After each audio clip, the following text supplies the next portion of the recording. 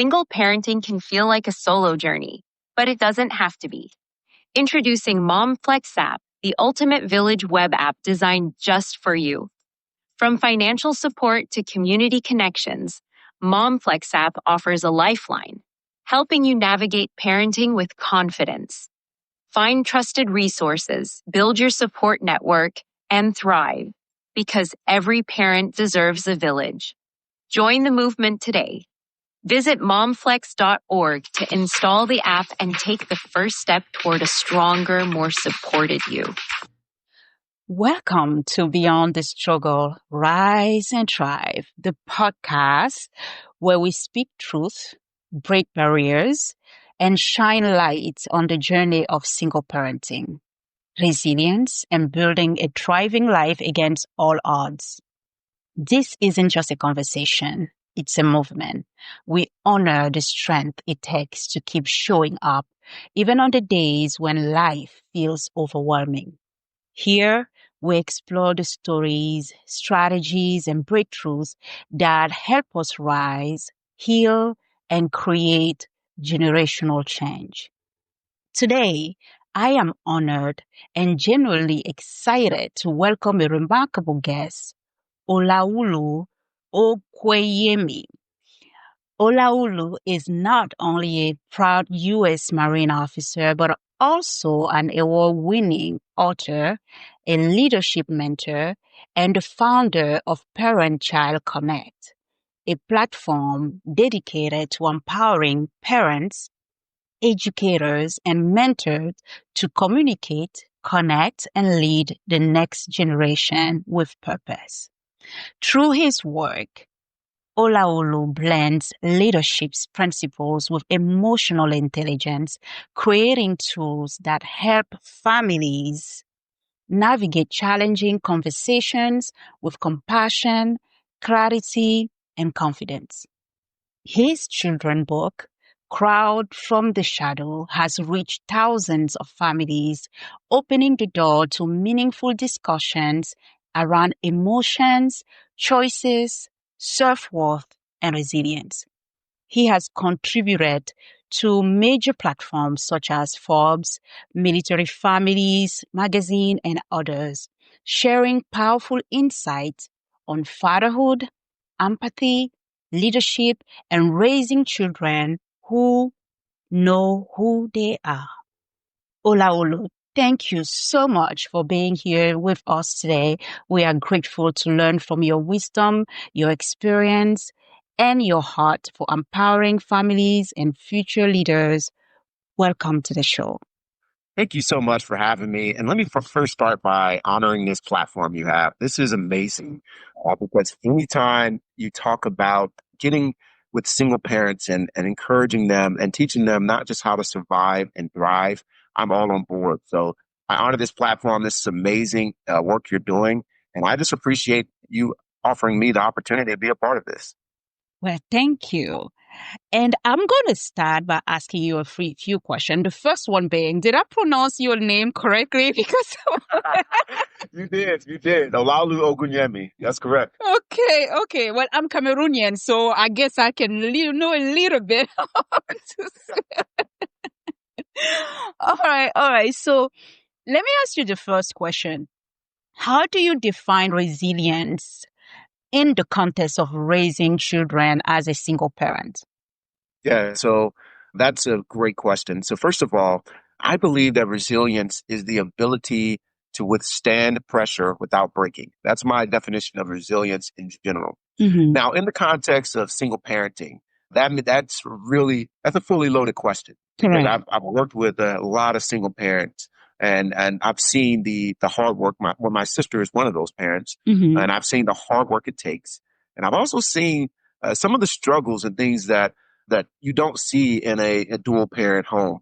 Correct. And so I believe that resilience, specifically in a single parent home, is really about being able, as you've already alluded to by the theme of the show, to thrive in these situations where normally you could easily become overwhelmed with just the sheer nature of having to deal with some of the problems. And I say deal with, and I use that very endearingly to my children and children across the world. Right. They bring up some crazy issues sometimes that us You don't parents have to see. deal with, right? You And don't so see. it's just finding a way to be able to balance that. Correct. And really that resilience comes in the form of community and not necessarily just in yourself. Mm-hmm. But it does, in fact, have a huge, huge play on the person, the individual themselves. So resilience is the ability to thrive in really a circumstance that is not just unfortunate, but it's almost impossible.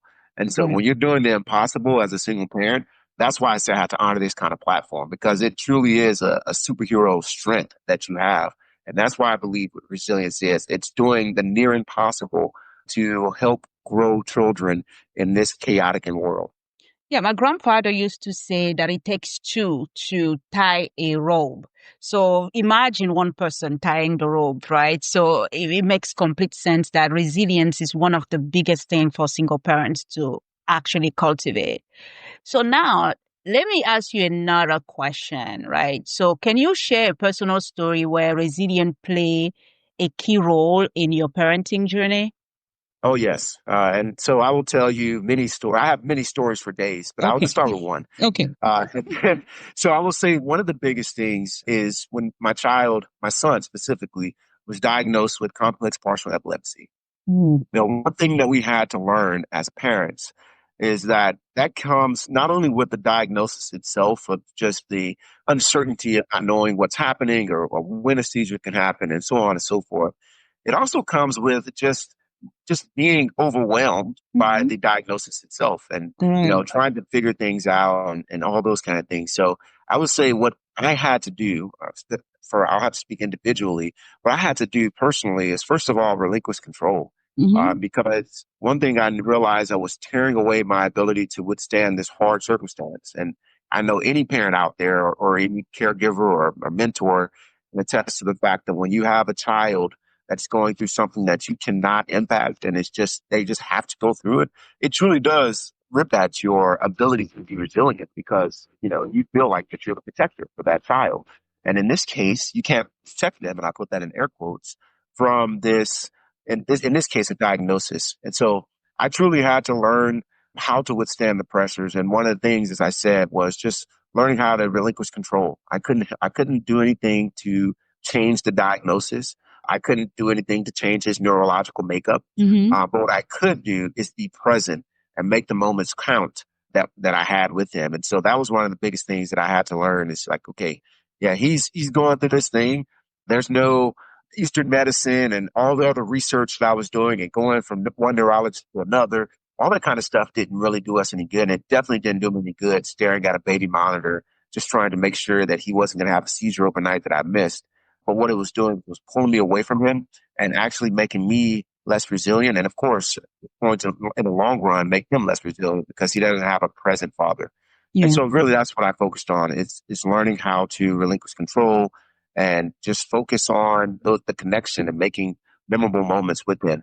How difficult was it for you to let go and say, I just have to be here for my son, but I have to not worry about the rest of it, everything else in No, between? it was extremely difficult. Number one, not just as a parent, I'm one of those parents who loves control. Like, as you already said, I'm a United States Marine Corps officer. And it's just in my nature, I have an idea of the way things can happen. And even in the most chaotic environments around the world, you have some form of control, not necessarily on the situation, but how you can influence the situation and try to get to some kind of favorable outcome. Where in this case, I had absolutely no control. Right. And once I realized that, and to be completely transparent, I didn't realize that until I was on my floor crying into my own lap. That's when I realized I truly couldn't control it. And I feel like that's when I actually let go. It was a breakthrough moment for me.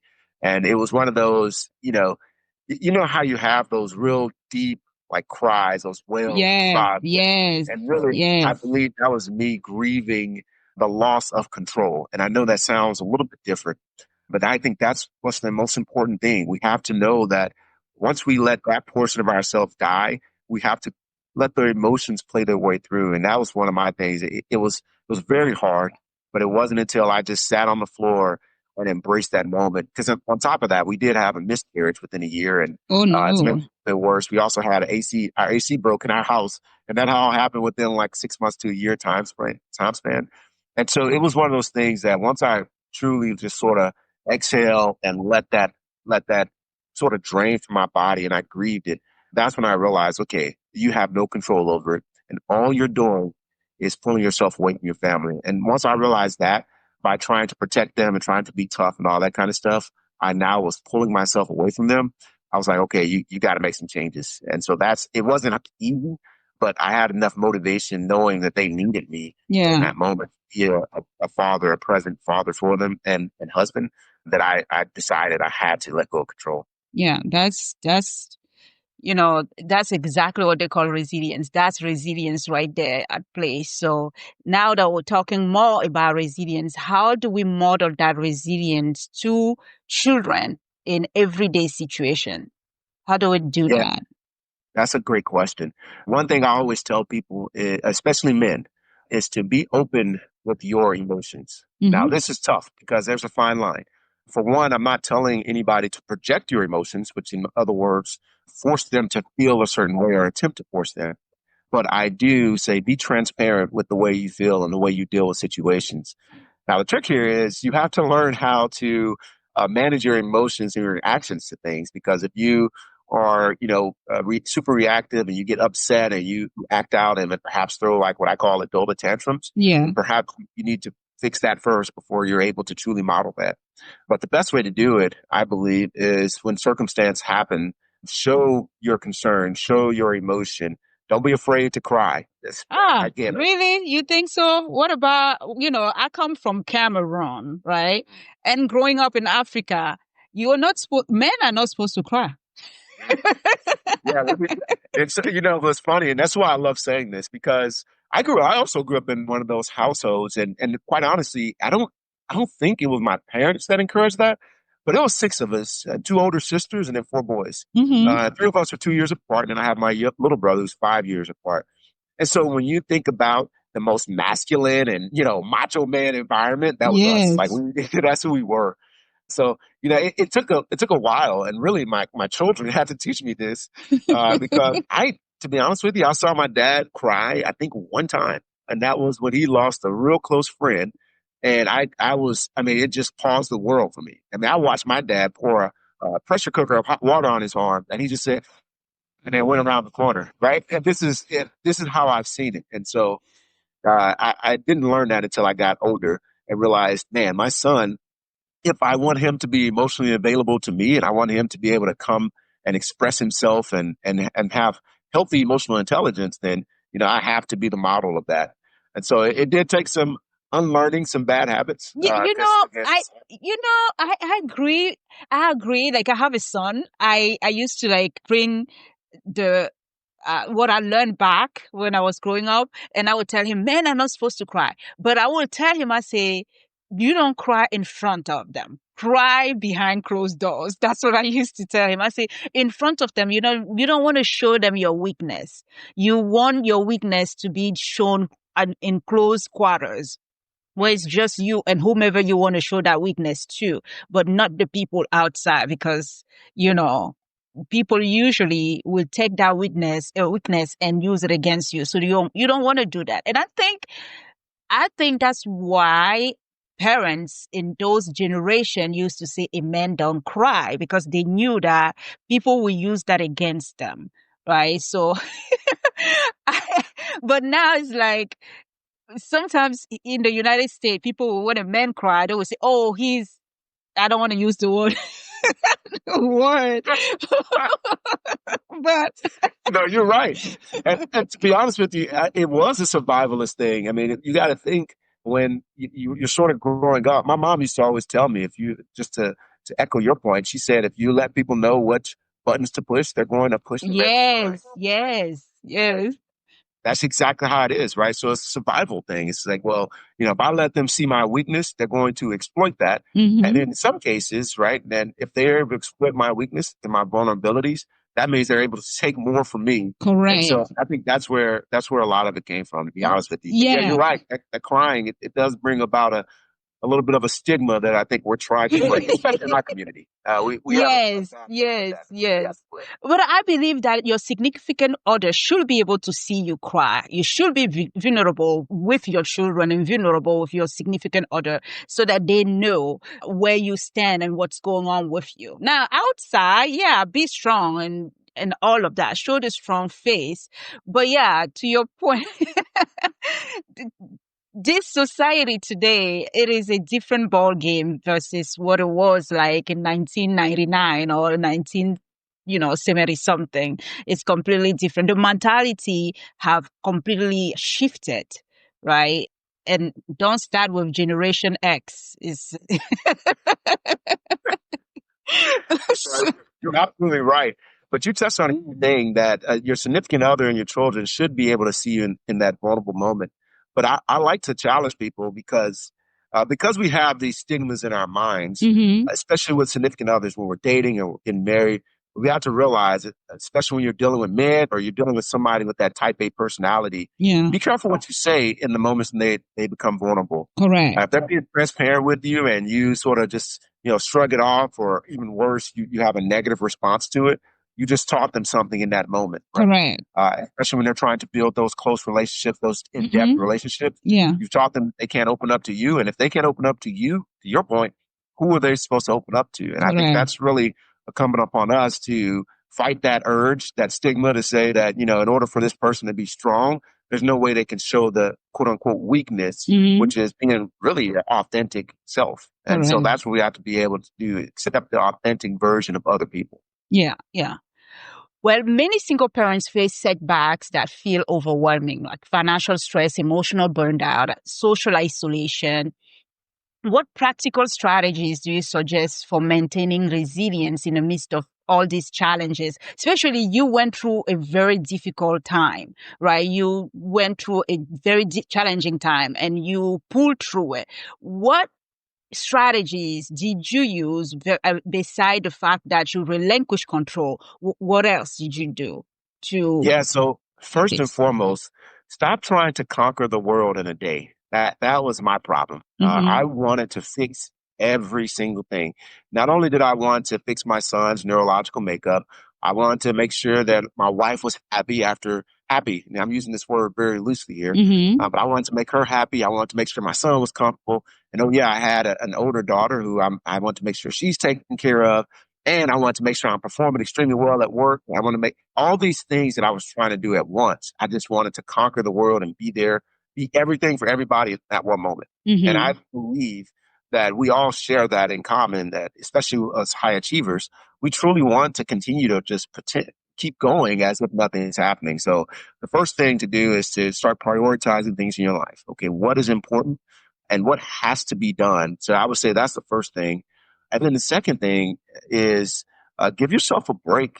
Every time I Yes. meet parents who feel overwhelmed and they start walking through everything, a lot of times the overwhelmed feeling is coming from the need and the desire to just be there and be there for other people, and they feel like they're failing in certain areas. And it's like, listen, a lot of times, most of these people who I talk to are doing a phenomenal job. They're taking care of their children.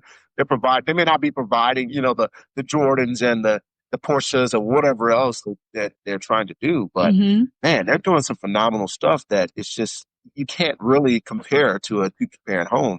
So give yourself a break in that regard. So those are two things that I would say right off the bat to help people who are feeling overwhelmed.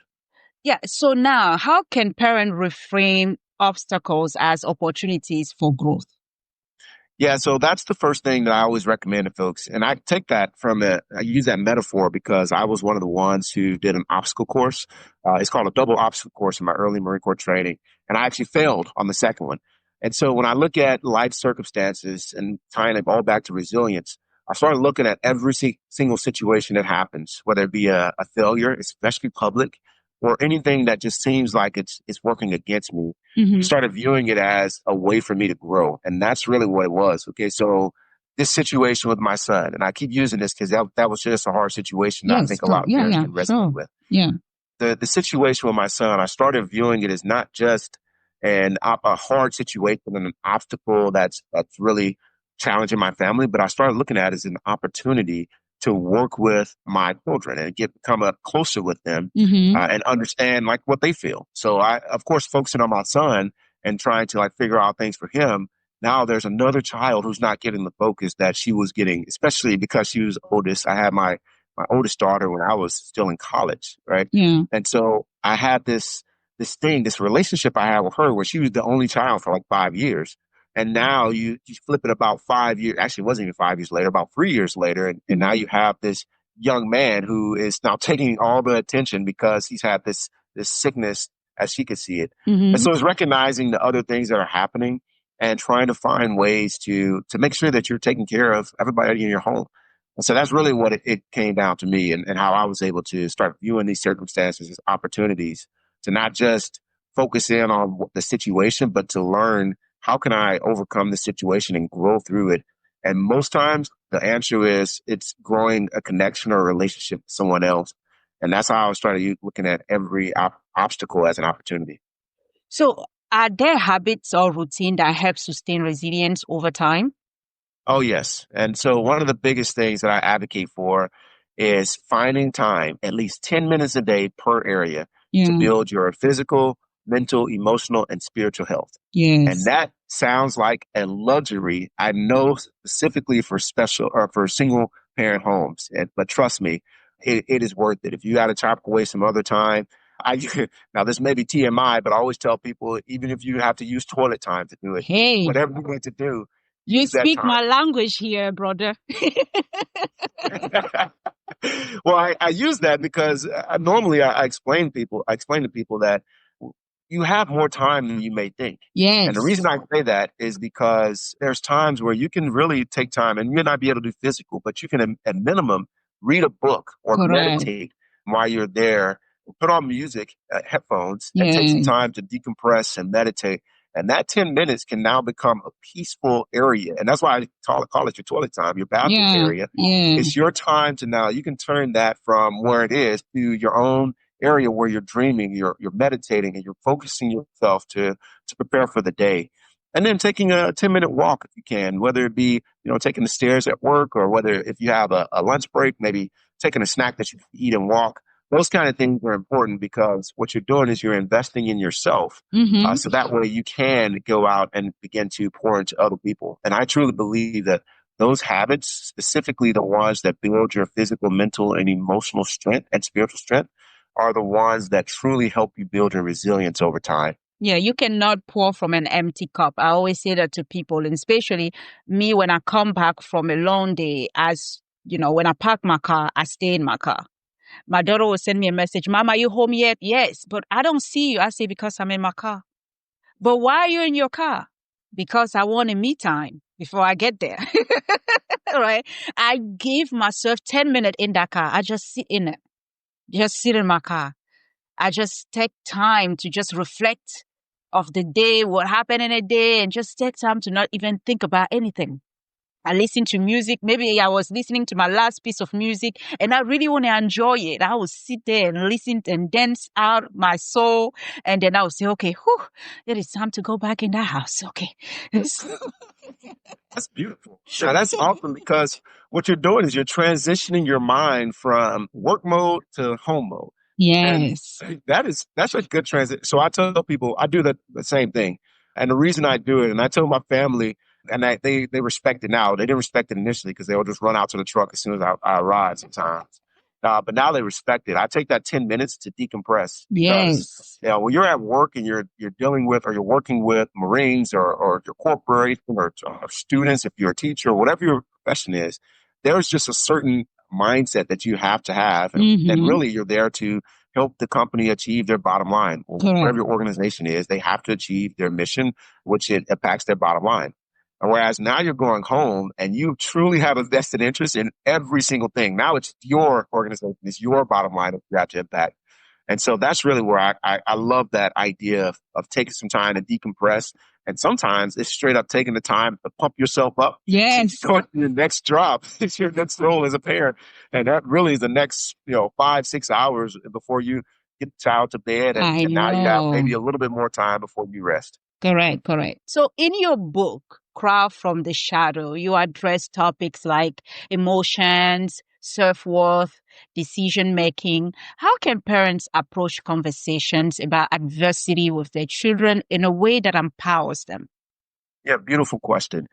So the first thing I would say is find some way to connect with them. That's why I love stories, because books have traditionally provided us a way to connect with people on a level that we probably could not connect with them otherwise, because there's books out there with numerous topics. There are numerous categories and genres, and they just relate to people in different ways. Correct. And so when you're able to sit down with a book, you're able to now relate to establish that common ground that maybe didn't otherwise exist. And so that's really what it's all about, establishing that common ground so that way you can establish a connection. And then once you establish that connection, you can look at the themes within the story or the themes within a movie or a TV show, whatever it may be. But you look for those themes and start to be able to work through it with your child. So the way I would do it, using Crow from the Shadow, for example, it has continued the conversation questions in the back of it. And what you do is you try to identify what the shadow is. And in this case, the shadow is a person, place, or thing that tells you that you cannot be what you want to be, or just stops you from achieving the things that you know you can achieve. And you start to help that child identify that shadow in their life. So really, that's the way I always recommend to people to use these stories or books or whatever it is that their children enjoy to teach them about adversity. Basically, the boogeyman, right? The person who the children are more scared of. Yeah. Absolutely. And it's that inner critic. So once they learn how to get over that boogeyman, that inner critic that's telling them that they can't do or maybe telling them, persuading them to do wrong things. Just to share with you the feedback that I got from some parents, it was mind blowing. Because when I said Crow from the Shadow, I really was thinking about, just overcoming the things that were truly like your insecurities and things of that nature. But once we start talking to children and they started bringing out, the shadow for me is a thing that tells me to do bad things, and I have to learn how to not. And I'm thinking, wow, for them to be able to now identify this shadow and be transparent with their parents, now it's up to the parent to sit down and now work through that with them. So it was just beautiful feedback that even for me writing it, I wasn't anticipating some of the feedback that I've received. Yeah. I can see the shadow being the invisible friend that the child is always listening to, right? And doesn't want to listen to parents, but they listen to everything the invisible person is telling them, and it always bring them to find themselves in situations that they're not supposed to. So that's a great metaphor for drawing children resilience out and also making them take a stand and becoming who they are meant to be. So that's beautiful. Right. Yeah. So now let me ask you, so how do you talk to kids about failure, disappointment, or fear? Yeah, so that's a wonderful question. So the way that I always do it is I'll just introduce how I do anytime I'm engaging with children. Yeah. I start with some kind of icebreaker, and it's usually the most silly thing that you guys can think of. I mean, I've done everything from warming up my voice by doing singing exercises to, clapping, to even like telling a dad joke that they don't get, and then I try to tell one that they do get, and normally it doesn't work out, but at least they laugh at me for looking goofy. But anyway, I start with some kind of icebreaker, and then I start to talk about something that I know they're familiar with. So if there's a parent that's already introduced me to some of the things they enjoy, then I'll use that. Perhaps there's a teacher out there that tells me things that they've been reading and studying, so I use some of those lessons. But in any case, I usually use something that they've already been exposed to. Yeah. But then there's the actual real life application, and that's where it becomes tough. So the real life application is taking that failure for them and saying, okay, how do you feel in that moment? And that's where I believe emotional intelligence comes into the picture. So in my own home, what I started doing is trying to not just allow them to, not even just asking them, how do you feel about it, but teaching them different emotions that they wouldn't otherwise know. So I hung up probably about 50 plus emotions on our wall. So that way our children can do a better job of defining what emotion they feel. Because otherwise they say good, bad, happy, sad, and you don't truly understand the emotion that they're feeling. And if they're not able to communicate what they're feeling accurately, then it's hard for them to receive the help they need. And so that's really how I teach them how to deal with failure. The first thing is to teach them what emotions they feel, whether it be disappointment, whether it be anxiety or fear or whatever Mm-hmm. it may be. And then I start helping them walk through some of those strategies to sort of work through some of those emotions they may be feeling in response to that failure. But the biggest thing I always tell them is that failure doesn't mean it's the end, and failure is a verb, not a noun. Yeah. In other words, you have failed. That means the action that you took, you may have made a mistake. You failed in this regard. Maybe you took a test and you failed, but you are not a failure. And so Correct. those are the things I try to emphasize for children anytime I'm trying to teach them to overcome failure. Are there age-specific approaches that parents should consider when discussing adversity with children? Yes, of course. So if you ever wondering how to communicate with children, sometimes I recommend, and this gets a little bit harder and harder as time progresses, but I always recommend going to YouTube and seeing the kind of things that they interact with, that children of your age range are interacting with. Yeah. So you can go on YouTube and type in children's resources for ages 0 to 3, or for 3 to 6, or whatever the age range is. Go in there and type it in, and just observe some of see if you can find some trends in the things that they're reading and they're watching. And that way you can now start to say, okay, this is how they're receiving information, whether we like it or not. This is how they're receiving information at school and wherever else they go. And so now you can use those tools that exist already to communicate with them. Now, I always tell people, I'm not suggesting that you start looking up all the lingo and try to keep up with them. I'm so sick of some of these trends that are going around that sort of seem to be taking over the world. But you should understand like how they're receiving information, and I think that's the way that's the practical way that you can use some of the tools that already exist and learn some of the vernacular and the ways that they're receiving information before you go through and try to teach them how to overcome adversity. Yeah. And to that question, I would like to ask you, like, can parenting through adversity often requires balancing discipline and empathy? How can parents maintain authority while nurturing emotional intelligence, especially in today's time where everything is on the internet? Yeah. So that's first of all, I want to start with that key point. Today's world is a lot different than what we grew up in. Yes. We have Amen to so much that. information at their fingertips. It is very hard for us to wrap our mind around at times. For me, for Yes. example, I didn't have my first cell phone until I was in high school, close to about my senior year. And even then, when you send a text message, it costs 10 cents. And I think the internet costs like 10 cents a minute or something like that. And so and we had dial up at home. So, if somebody wanted to get on the phone, you lost service and it was slow. So we just didn't receive information as fast as the children do today. So we'll start there. But then the other part, to your question about discipline versus empathy, I love those words because it's words that we use all the time. So empathy is simply understanding a child. That doesn't mean giving them the authority to make their own decisions. And I think that's where sometimes as parents, we sort of mix that up. Yes. Because we've confused empathy with being friends and being overly friendly and allowing them to do basically whatever they want. Oh, I am not my children's friend. I tell them that. I'm not your friend. I'm your mother. It's good to emphasize that. Some people don't like to, when I talk to some parents, they're like, well, I don't see the need to do. Well, I believe there's a need, because one thing I do see is a lack of respect for authoritative figures. Yes. And that's the problem that we have is that existed in my childhood. And again, my dad's from Nigeria, so I know a lot of that played in it, but I also grew up in the South. And so respect for authoritative figures was a real thing.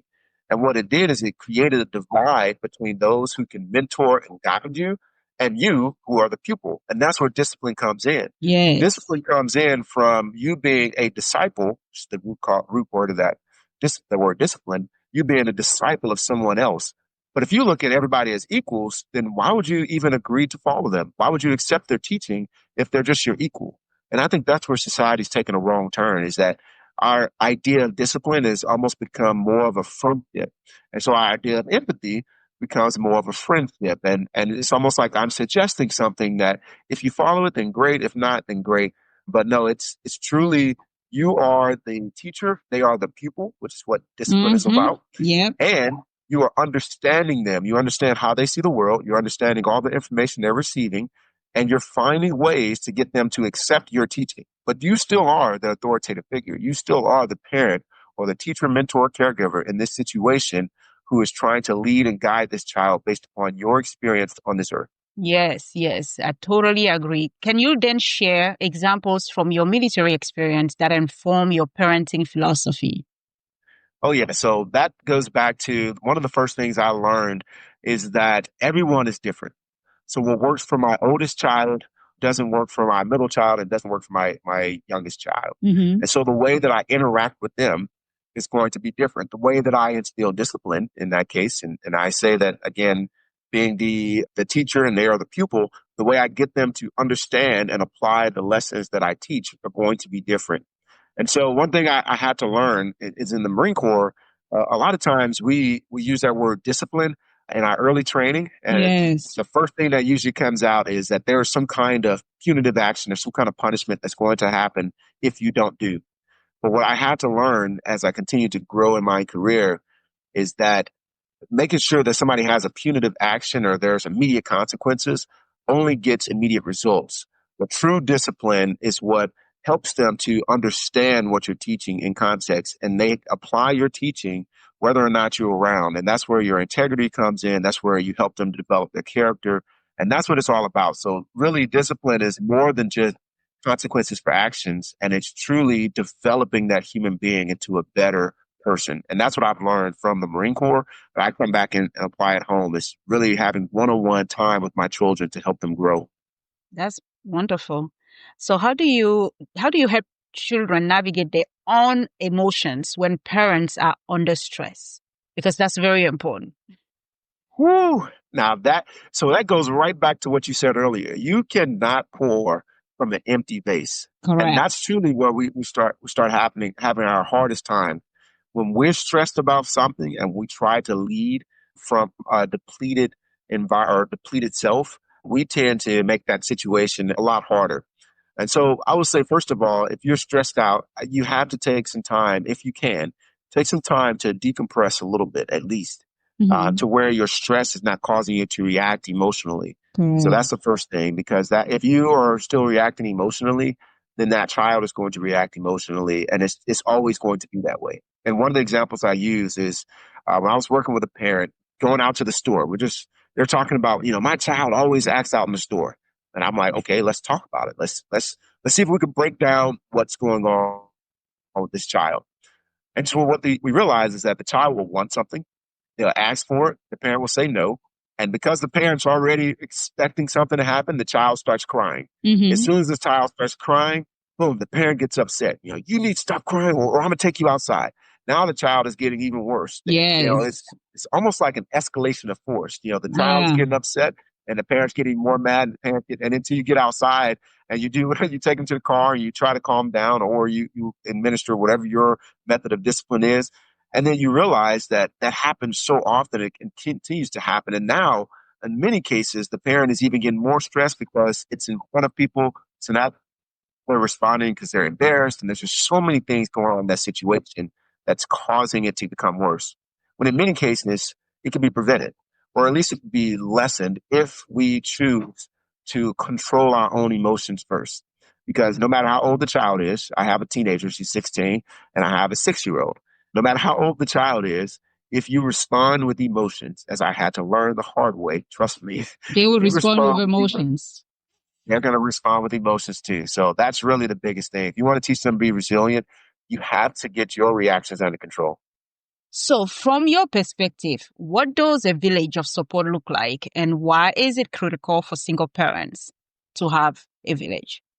Yeah, so a village of support looks like, first and foremost, us realizing that we cannot do it ourselves, and especially for a single parent home. Mm-hmm. And when I say that, I mean, we have to open up our hearts to understand that, yes, the world is crazy. Yes, there are people out there that are just doing evil things, but there are also a lot of people who are willing to invest in your household and invest in you and your family to help you continue to grow and develop. And that's really for single and dual parent homes. It's knowing that none of us we know what's best for our children, but none of us are know all. We don't know everything that the child needs. And even if we did, We can't provide everything the child needs in and of ourselves. We have to have a village. So Yeah. what that village looks like to me is it starts with having a bridge between the areas that the child and goes. So, for example, if a child goes to school, you have to have a bridge between you and the teacher. And that's Mm-hmm. one thing that in our current society, I feel like that we started losing quite a bit of, where teachers sort of do their thing and they cut it off when they leave the school, and then the child gets home, and then you do your thing, and then you cut it off, and there's no real communication between the two. The children don't see the teacher and the student, and excuse me, the teacher and the parent interacting with each other. Yeah. It's just two different worlds for the child, and so there's a gap there. And so the first thing is try to bridge the gap to everywhere the child goes, whether it be the school, the after school programs, the church, wherever your child goes. I recommend that you bridge the gap. And the way you do that is number one, build relationships, genuine Mm. relationships with teachers, with caregivers, with if you go to church, your pastor or whomever else, try to build those genuine relationships again, so the child sees it happening, and so that way you know who's around your child. You Yeah. understand the values that they're teaching. So I believe that's what a village truly looks like. It looks like exactly what we imagine a village or a small town looking like. Mm-hmm. It's Mm-hmm. that everybody knows everybody, and we truly understand who's who, and we know who's not going to be good for our children. We know who's going to be great for them. So that's what I think it is. And I know for a fact it's important for single parents, and honestly, it's also important for dual parent homes as well. So how can parents identify trustworthy allies when they feel alone? Yeah, so first and foremost, relationships. It's tough to say because there's many cases, and I've talked to many single family homes, and the amount of abuse that has happened tends to build up this wall of distrust. And so I want to start by acknowledging that. I'm not going to pretend that it's easy to build those relationships when there's a wall of distrust, Mm-hmm. especially if the other parent has not been very supportive or very active, or if they were abusive in the past. But the way that I would say I've always recommended is try to get to know people. And what that looks like is, what's your natural community? Are you at work? Do you have a close knit team at work, or is it just sort of you go to work and do your thing and come home? If you don't, then that's fine. I understand some people don't invest that much at work.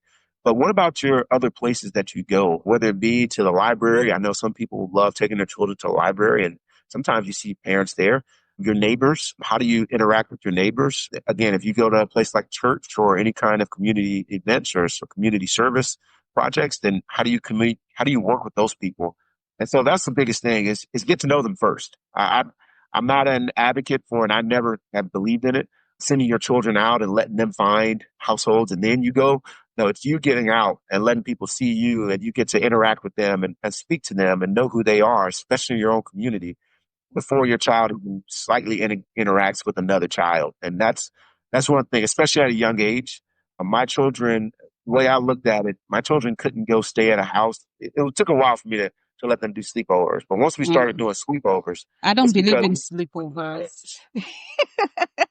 I don't believe in sleepovers. I have 11-year-old and she has a best friend ever since they were 1 year old. They were going to preschool together. When she turned 8, she was like, "Mom, we have to do sleepover." I say, "Oh, child, mommy don't do sleepovers." I trust that woman. She's the only person that I actually trust with my child, because so many other parents have asked me for sleepovers, and I'm like, no, not that they are going to do something to my child, but because I just don't feel comfortable letting my child sleep over. And she's the only one that I can go to a business trip, and I know she's my backup person, and I'll go and say, "Okay, darling, you're going to Tanya. Mommy has to go have some place to be," right? So I can leave her there. And I created that bond, but it wasn't easy for me to even agree to let my daughter go have a sleep over there, right? And the way it happened was she convinced me to let her daughter do a sleepover at my place. And I say, okay. So, and then I felt compelled, like, oh, I felt so bad. I say, okay, if she can trust me with her daughter, I should be able to trust her with my daughter. And so then I was able to trust her with my daughter. And I kid you not, that woman takes care of my daughter as if my daughter was her own flesh and blood. And And it makes me feel comfortable letting my daughter go there. If it wasn't because of that, she would never, ever do sleepovers. Let me tell you something, and I hope that everybody can hear this. I'm the same way, and we legitimately have had people sleep over at this house in our home multiple times before our children have gone back over there. And we've had this same conversation, that same feeling of like, well, I'm more comfortable because I can see them. Then when you turn that around, as you did, you turn that around and you start thinking, I had to think, I wonder what those other parents think. One day I thought about that. The fact that they come over all the time or in fact, they say, oh yeah, well, can they have a sleepover? I'm like, well, they can come here and have a sleepover. I always wonder what those parents thought. It's like, how many times does this person not trust me? What's going on? I thought we were here on the same page and we knew we look out for each other. And so it does take, it's nothing wrong with it. I don't think there's anything wrong with that. I think it's, once you have that relationship with that person, and hopefully if you're close enough to say, hey man, how come they have to come to your house? That's even better. Because now you have that brother and sister, that bond that I truly believe exists or should exist within a village. Correct. You should have that bond to where, maybe they're referring to him as auntie, uncle, that kind of relationship to where it is, so closely knit that for a fact that, if the house is burning down, your child is the first one out. It's not, oh, oops, I forgot them in the backyard. It's truly a care and desire to see your child thrive. And I think that,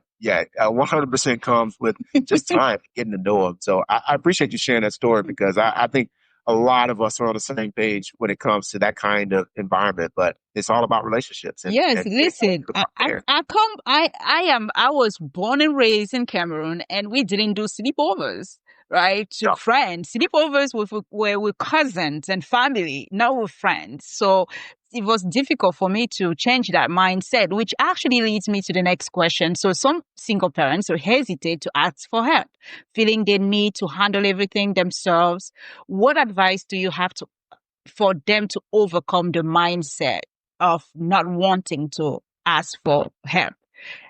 Well, when I talk to single parents, one of the things I learned is that a lot of single parents were ashamed to ask for help. And I was like, it sort of blew my mind. I was like, well, you're shamed. What is there to be shameful about? And they're like, well, I don't want people in my business. I don't want, I don't want to feel like a burden to somebody else. And it blew my mind to even think about that.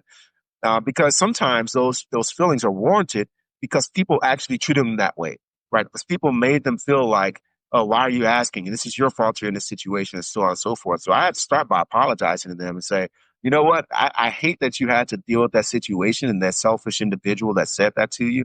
But just know that there's so many people out there who truly desire to be a part of your community. And so the first thing is that there's nothing shameful about it.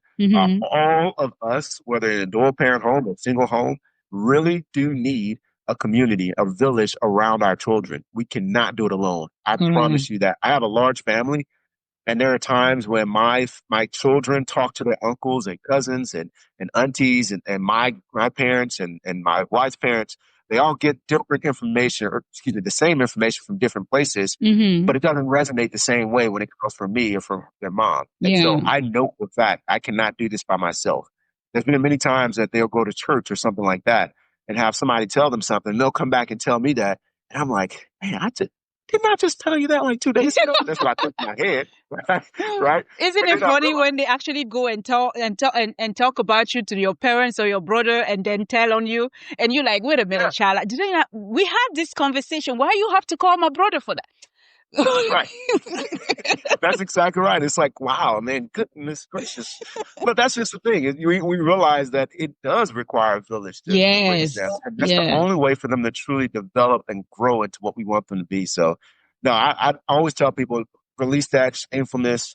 Feel free to ask for help. And if one person turns you down or they want to come at you with some kind of weird, selfish motive, then you know what? That's just them. That's their problem to deal with, not yours. And just continue to be encouraged to go out and seek the help that you need.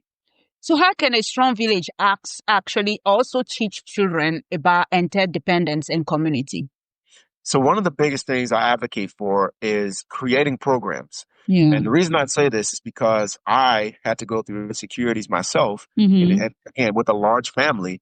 But one of the things that helped me to grow through my insecurities and to find my identity was to become involved in sports and drill team and things of that nature. But the only reason I was able to become involved in those is because they existed. And so Yeah. sometimes it could be as simple as like my mom, she started a crocheting program. And Mm-hmm. so I learned how to crochet from my mom, and we played sports growing up. It doesn't take a lot of money or a lot of resources. Sometimes it's just as simple as bringing people in and teaching them. I remember this gentleman, he taught us how to build computers. He worked on a university campus and he was responsible for computers and maintenance and things of that nature.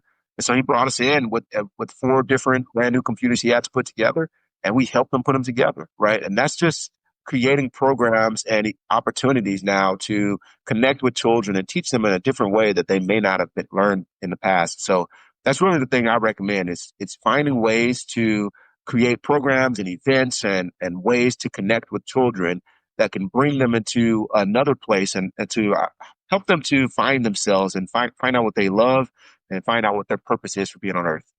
Well, that's very good. So for listeners who want to strengthen their village, what practical steps can they take this week to start building a support system that truly makes a difference? So first and foremost, this week, go outside and introduce yourself to a neighbor.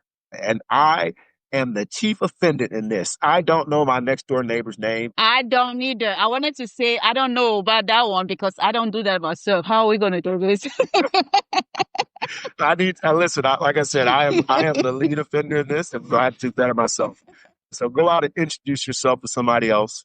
See if you have anything in common. And that, I would say, that's the very first thing you could do. Get to know somebody. Yeah. Don't be afraid to learn your neighbor's name, learn what they're interested in, and sort of start growing that relationship. That's the first thing. Mm-hmm. Second thing is, if you have the time, find a skill that you do, what you do well, what you can offer to the village. Mm-hmm. I use the example that my mom did, and she knows how to crochet and she enjoyed it. And so she invited people to learn how to crochet, and that didn't take much time for her. She already had all the materials she needed, and she just taught people how to crochet. It could be singing, it could be playing instruments, whatever it is. If you want to start a garage band or something like that, as long as your neighborhood allows it, go ahead and do those things. Find a way that you can contribute to the village aside from introducing yourself to your neighbors. So I would say those are 2 practical things that you can do this week to start building your village. So if you had to give one piece of advice to single parents facing adversity right now, right this moment, what will it be? So my first piece of advice is always going to be just take a deep breath. Mhm. You are truly phenomenal people. I know it sounds cliche, and I know you probably are tired of hearing it, but there's just so many wonderful things that single parents can do that I admire personally, because I know that I would struggle in these circumstances and I would have to grow. So the first thing to do is just take a break and recognize that you are way stronger than you may even know that you are. And then the second thing is go hug your kid and smile. Like Yeah. no matter how old they are, no matter how stressful today was or this week has been, go give them a hug, smile, and just say, I love you. And there's nothing you can do about it. And I know that one thing, sometimes it seems cheesy, especially when they're acting out, but that one activity truly is warming, excuse me. And it gives them an opportunity now to feel the physical love that I know that you're providing them. So if you're feeling stressed and overwhelmed, just know that that child still loves you. And I believe that you're doing a phenomenal job. So looking at your work with Parent Child Connect, how do you hope to change the way parents approach leadership, empathy, and resilience in their own homes?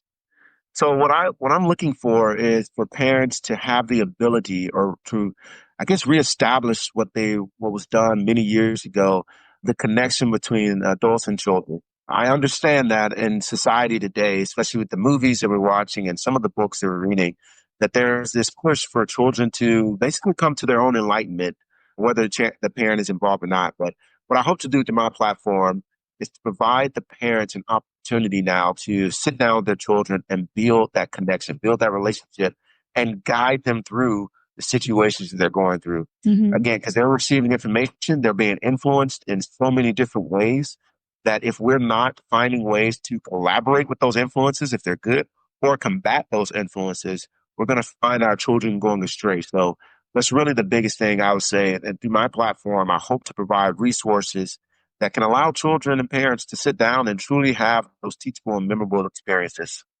So could you leave our listeners with one final thought or mantra that has guided you both as a parent and as a leader? Yes, life is like a weight room full of things that could either crush us or make us stronger. It all depends on your perspective. And what I mean by that, and I literally got that idea from standing in the gym when I was looking at all the weights. I was like, man, I want to get strong. I want to get in better shape. I want to do this. I want to do that. And I realized that if I were to go over there and pick up the heaviest weight, it truly would have crushed me. No matter how strong I thought I was, if I were to throw all the weights on the bar, I'm going to be crushed by it. But there's another perspective that if I start small and do these small things well and these small habits, then I can actually build strength. And yes, my muscles may break down temporarily, but they're going to heal themselves, and then I'll be able to grow stronger and faster and smarter over time. So that's really what I believe in. I truly believe in the small habits and actions that we can take are really the most important things. Those daily hugs, those daily kisses, those daily conversations, and reading those books and things of that nature will make the difference in their lives, not necessarily just the big trips and things that we love to do to give our children the rewards. It's the little actions that count. Well, Olaolu, thank you for sharing your wisdom and practical guidance today. Your insights remind us that parenting through adversity isn't just about survival. It's about resilience, intentionality, and building strong communities around our children. Before we go, could you leave our listeners with one final thought or that, that you just want them to have beside the mantra you just shared with us? Yes. If you ever need somebody, reach out. We're at parent-child-connect.com, and we would love to help you in your community and help you grow your village. And just we want to be that support system for you. So that way, no matter what your situation is, we're able to grow and develop with you and help you to really develop the next generation of impactful leaders. So we'll love to please reach out. Don't hesitate. And we'll love to connect. And how can they reach you? How can listeners reach you? Yeah, so the best way is to go to my website, parent-child-connect.com, and you can go to the contact page and just shoot me a note. It comes directly to me, and I'll do my best to get back to you as soon as I have the availability. All right. I will share that information with the listener as well when we share this episode. So, and for our listeners, here is a quote to carry you forward. It takes a village to raise a child, but it takes a resilient heart to lead that village. Thank you for tuning in and beyond the struggle, rise and thrive. Remember, every challenge is an opportunity to rise, and every small step builds a thriving family. Until next time, keep thriving, keep rising. Ciao now. Okay. Queen in every way.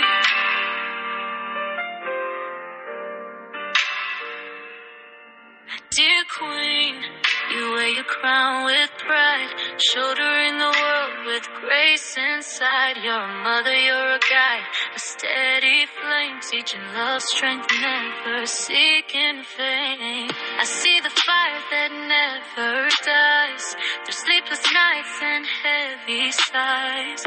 You rise again, you light the way, turning darkest night into brighter day. You are a queen in every way, more than words could ever say.